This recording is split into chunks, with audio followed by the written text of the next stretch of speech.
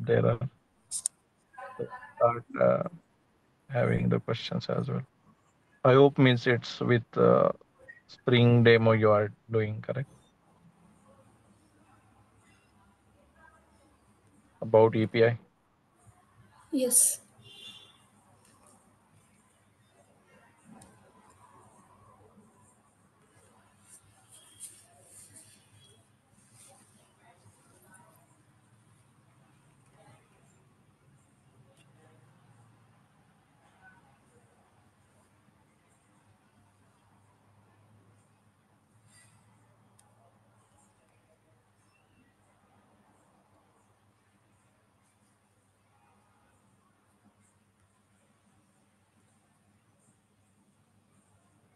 Okay, मी पहिलं introduction देते प्रोजेक्टबद्दल, की आपलं प्रोजेक्ट म्हणजे हे जे प्रोजेक्ट आहे फार्मर डोर स्टेप ॲग्रोमॅन प्रोजेक्ट आहे. त्याच्यामध्ये मी बॅकएंडवरती काम करतीये. म्हणजे स्प्रिंग बूट बॅकएंड वगैरे जे काही आहे ते त्याच्यावरती. तर याच्यामध्ये बॅकएंडमध्ये मी काय-काय यूज केले, फ्रेमवर्क स्प्रिंग बूट फ्रेमवर्क यूज केलंय मी आणि याच्यामध्ये माझे 2-3 मॉडेल्स आपण ह्या प्रोजेक्टमध्ये यूज केलं. ते ॲडमिन मॉड्यूल, प्रॉडक्ट खूप खूप ॲडमिन मॉड्यूल, फार्मर मॉड्यूल आणि युजर आणि कस्टमर मॉड्यूल असे 4 मॉड्यूल आपण यूज केले याच्यामध्ये. तर मी डेटाबेस पण MySQL सर्व्हर वगैरे यूज केलंय प्रॉडक्ट वगैरेसाठी. जसं कुठून म्हणजे MySQL कनेक्ट केलेलं आहे माझ्या डेटाबेस याच्यासोबत, प्रोजेक्टसोबत. आणि ह्या बॅकएंड आहे. एक सेकंड. मी तुम्हाला हे दाखवते.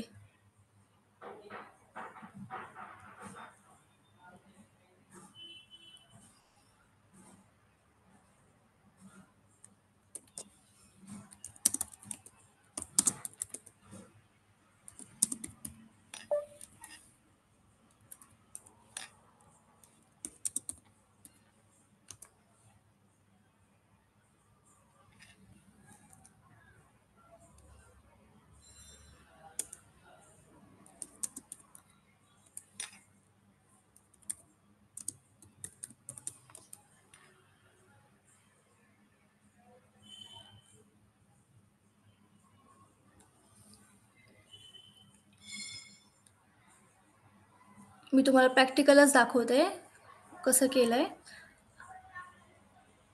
डॅशबोर्ड आहे याच्यामध्ये, ॲडमिनचा डॅशबोर्ड आहे, कॅटेगरी मॅनेजमेंट आहे, प्रॉडक्ट मॅनेजमेंट आहे. अशा सगळ्या खूप काही गोष्टी आपण ह्या प्रोजेक्टमध्ये ॲड केलेल्या आहेत. म्हणजे ॲक्चुअल हा कोड कसा केल्यापासून तो कसा ॲक्चुअल आपल्याला डॅशबोर्डवरती दिसतोय, यूआयवरती दिसतोय.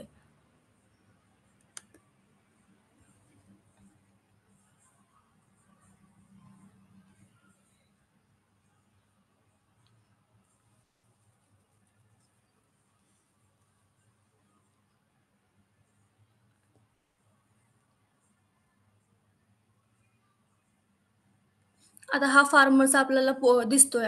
माझा जो प्रोग्राम आहे, म्हणजे जो आपला फार्मरचा प्रोजेक्ट आहे, त्याचा हा डॅशबोर्ड हे केलाय. आता लॉगिनसाठी, पासवर्डसाठी प्रत्येक ठिकाणी आपण ऑथेंटिकेशन लावलेलं आहे. जे आता तुम्ही आता यूज नाही केलेलं, म्हणजे लाइक आपण प्रत्येक गोष्टी आपण यूज करणार आहे. माझा आवाज येतोय ना? Hello? Hello? Yes, Aishwarya, you can continue. Okay. आता आपण इथे काय केले, मी माझ्या ह्या डॅशबोर्डवरती लॉग इन, फार्मरचं sign up, register, track order ह्या सगळ्या गोष्टी हे यूआय थ्रू केलेलं आहे. मी बॅकएंडमध्ये काय केलंय मी ते तुम्हाला सांगते. सपोज हा माझा कोड आहे. ठीक आहे. हां, आता ह्या सगळ्या माझ्या फाईल्स आहे. आपण बघा एसआरसी, मेन, जावा ह्या सगळ्या फाईल्समध्ये जातो. आता याच्यामध्ये काय आहे, ॲडमिन आहे. आता आपण बघा, आपण एपीआय कसं राईट करतो, आपल्याला एपीआयमध्ये काय-काय लागतं, कंट्रोलर असतं, एक्सेप्शन आपण हँडल करतो, मॉडेल असतं, रिपॉझिटरी असते आणि सर्व्हिसेस असते आणि डी-टी-ओ असतो. आता त्याच्यामध्ये आपण सपोज मी आता एक एक एक्झाम्पल घेते. सपोज हा कॅटेगरीचा मॉडेल आहे. आपल्याला माहिती आहे आपण मॉडेल कसं राईट करतो. आता मॉडेलमध्ये मला इथे काय हवं आहे, इथं मी इम्पोर्ट केल्यात, पॅकेज वगैरे व्यवस्थित लिहिलंय. इथं आयडी, डिस्क्रिप्शन, नेम आणि बिल्ड म्हणजे मला कॅटेगरीमध्ये कुठल्या-कुठल्या गोष्टी हव्यात, त्या मी इथे ॲड केल्या. सपोज मी इथं लॉग इन केलं.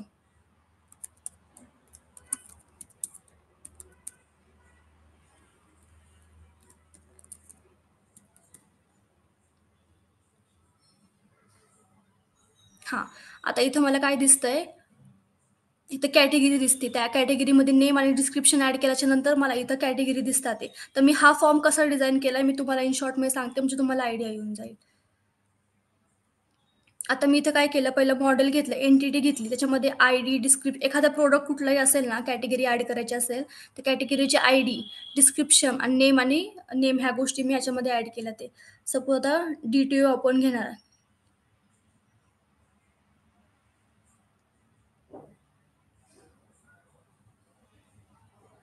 हां, तशीच कॅटेगरीच्या DTOमध्ये ज्या गोष्टी आपल्याला फक्त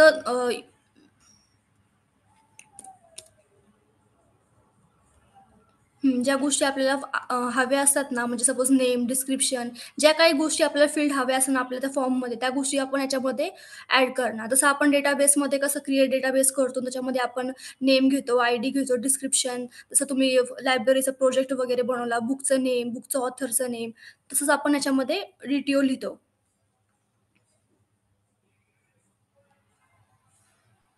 तसंच मी ॲडमिनचं कॅटेगरी कंट्रोलर पण लिहिलेलं आहे. त्याच्यामध्ये आपण काय करतो, आपण याच्यामध्ये ॲनोटेशन्स वगैरे ॲड केल्या ते.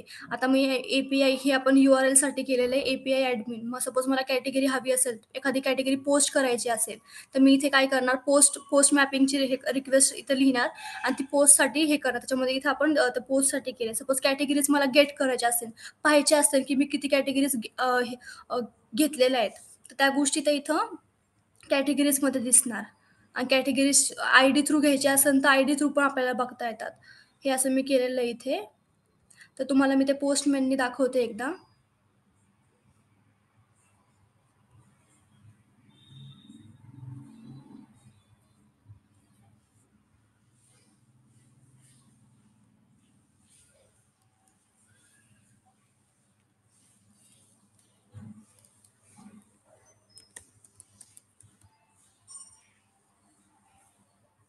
आता हे बघा, मी इथं गेट मेथड टाकली आहे.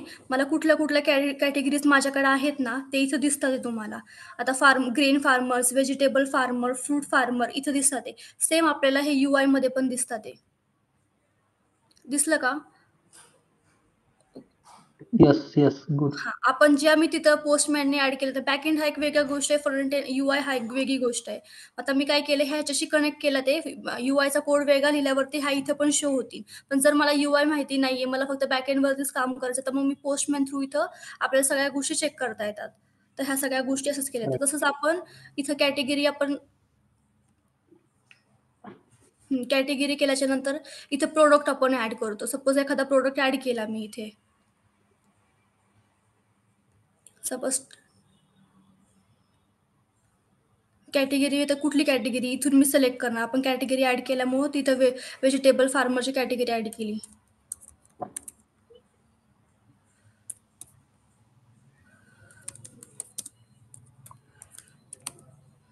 आता मी हे ॲड केलं.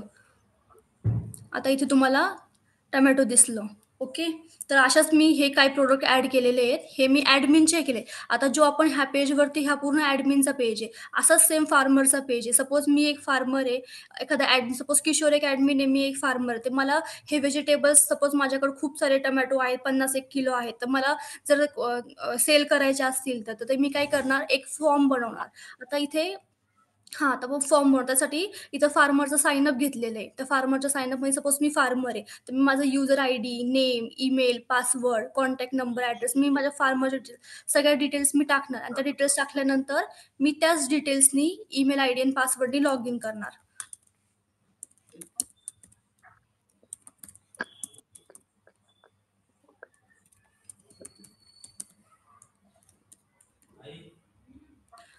आता मी हे लॉग इन केलंय. तर इथं ह्या कॅटेगरीज आपल्याला सेमच दिसणार आहे. आता मी इथे ॲड केल्यामुळं. आता आपण इथे पण प्रॉडक्ट ॲड करू शकतो. सपोज मी इथं टोमॅटो ॲड केले कारण की टोमॅटो ॲड केले कारण की मला 50-1 किलो टोमॅटो मला द्यायचे ते. तर मग मी इथं काय करणार, एक प्रॉडक्ट रिक्वेस्ट फॉर्म हे करणार. आता हा फॉर्मवरती मी काय करणार, याच्यामध्ये प्रॉडक्ट नेम, प्राईस, डिस्क्रिप्शन्स, प्रॉडक्टची इमेज, सपोज टोमॅटो आहे, कॅटेगरी कुठल्या कॅटेगरीमध्ये येते ते आणि अप्रूव्ह आहे की नाही हे करणार. सेम मी असं ह्याच्यामध्ये केलेलं आहे. UIमध्ये केलेलं आहे म्हणजे बॅक एंडमध्ये केलेलं आहे. आता इथं फार्मर प्रॉडक्ट रिक्वेस्ट आहे. 1 मिनिटं. हं. आता मी हा फार्मर प्रॉडक्ट रिक्वेस्टमध्ये काय केलेलं आहे, इथं नेम घेतलंय. इथं फार्मर आय डी घेतली. माझी आय डी सपोज 1 आहे. कॅटेगरी काय आहे? 1 आहे, 2 आहे. प्राईस किती आहे? मी त्या सपोज टोमॅटो एक्झाम्पल घेते मी. त्याची प्राईस किती ती आपण बघितली. डिस्क्रिप्शनमध्ये टाकलं की काय आणि कॅटेगरी आयडी ह्या गोष्टी मी याच्यामध्ये ॲड केलेल्या आहेत. आणि हे इथं ॲड केल्याच्यानंतर मी डी-टी-ओ पण क्रिएट केलाय. Farmer request D-T-Ocha. त्याच्यामध्ये मी ह्या गोष्टी ॲड केल्या ते. आणि लास्टला आपण सबमिट करणार आहे तो. रिपॉझिटरी पण लिहिली आहे, की सपोज मला कशा-कशा फाइंड बाय फार्मर आयडीनी पण मी सर्च करू शकते. बाय स्टेटसनी सपोज फार्मरनी तो अप्रूव्ह केलाय, पेंडिंग ठेवलाय किंवा रिजेक्ट केलाय, तर त्या स्टेटसनी पण आपण बघू शकतो आणि आयडी आणि स्टेटसनी दोन्ही ह्याच्याने पण आपण बघू शकतो. तर असं मी हे केलेलं आहे. आता हा माझा कंट्रोलर आहे. या कंट्रोलरमध्ये मी काय केलंय, रिक्वेस्ट मॅपिंगचा एक URL सेट केलाय आणि सपोज मला गेट करायचा असेल एखादा फार्मर सपोज मी किती फार्मर्स ॲड केल्या ते, म्हणजे मी फार्मरच्या किती फार्मर आले हे मला ॲडमिनला काय बघायचंय, फार्मर किती ॲड झाला ते बघायचं असेल, तर तो ह्या फार्मर आयडीनी पण बघू शकतो, फार्मर्सनी पण बघू शकतो. तर स्टेटस पण तो चेक करू शकतो आणि आणि सेम असं मी पोस्ट पण करू शकते. हे मी तुम्हाला ह्याच्याने दाखवते.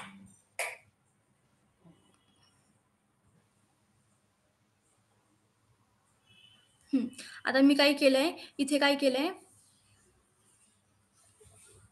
आता मी कुठले फार्मर्सची रिक्वेस्ट आलेली आहे ना, त्या रिक्वेस्ट सगळे मी याच्यात इथं गेट केलेले आहेत. सपोज आयडी ऑर्गॅनिक टोमॅटोज आहेत, हनी आहे, फ्रेश ॲपल्स आहेत. ह्या सगळ्या गोष्टी मी घेतलेल्या आहेत. आता कुठले स्टेटस पेंडिंग आहेत, कुणाचे अप्रूव्ह झालं ते, कुणाचं पेंडिंग राहिलंय. ह्या अशा सगळ्याच्यामध्ये मी काही रिजेक्ट पण असेल ना, तर ह्या अशा अप्रूव्ह केलेल्या आहेत ह्या. आता हे मला इथं पोस्टमॅनमध्ये दिसतं. तसंच आपण इथं गेलो ना UIला, आता इथं फॉर्म भरणं, इथं फॉर्म फिल केल्याच्या नंतर आहे ना, तो ह्याला दिसणार, लॉग आउट ॲडमिनच्या ह्याला दिसणार.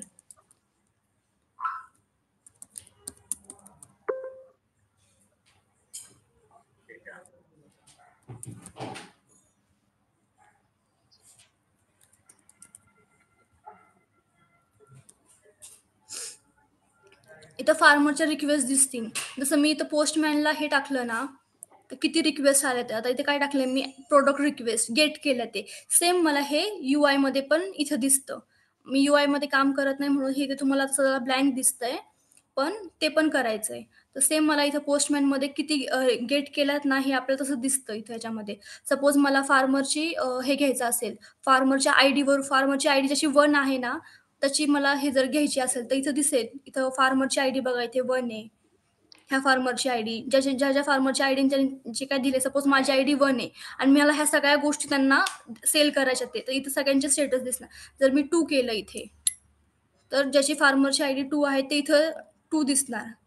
ज्या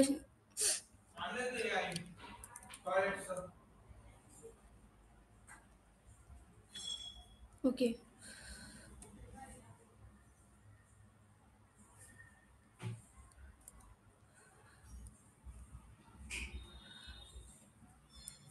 हां, सपोज मला स्टेटस बघायचा आहे. आता पेंडिंगमधले बघ. ओके, 1 मिनिटं.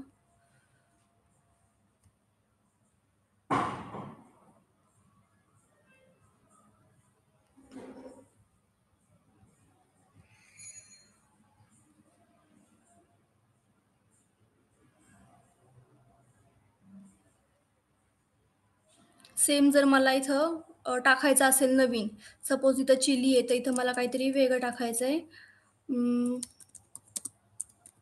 मी इथं हे टाकलं, फार्मर आयडी टाकली 5.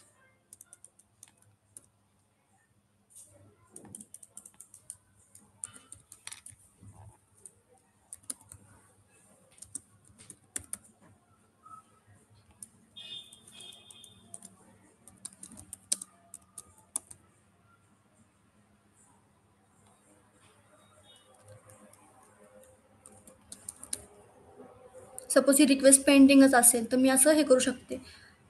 तर इथे माझं ही नवीन क्रिएट झाली आहे.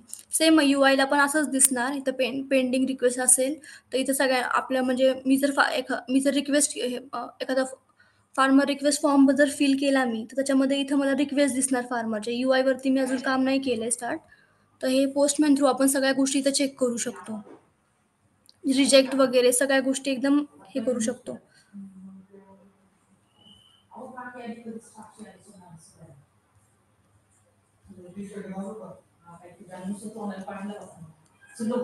आणि हा मी असा सेम कोड केलाय.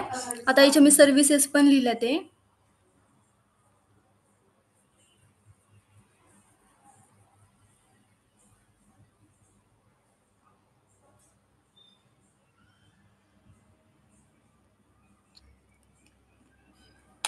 इथे आपण जसं प्रत्येक आपण एपीआयचं काय करतो, model, entity, DTO, repository, services आणि कंट्रोलर, हे तसंच मी ते सर्व्हिसेस पण लिहिल्या ते.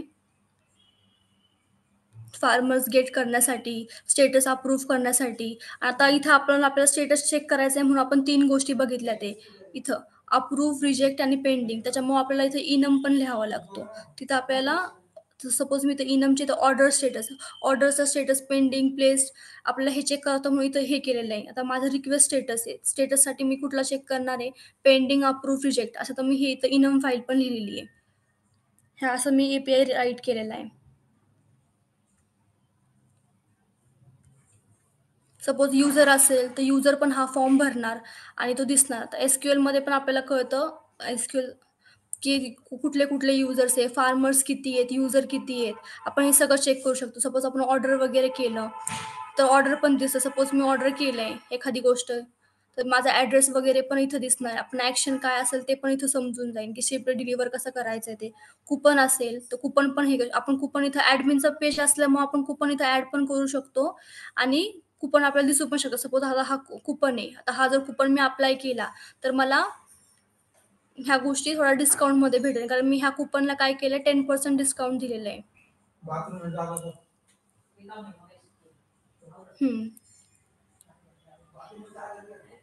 तर हे असं आहे. अजून याच्यावरती वर्किंग सुरू आहे, पूर्ण कंप्लीट झालेलं नाही आहे.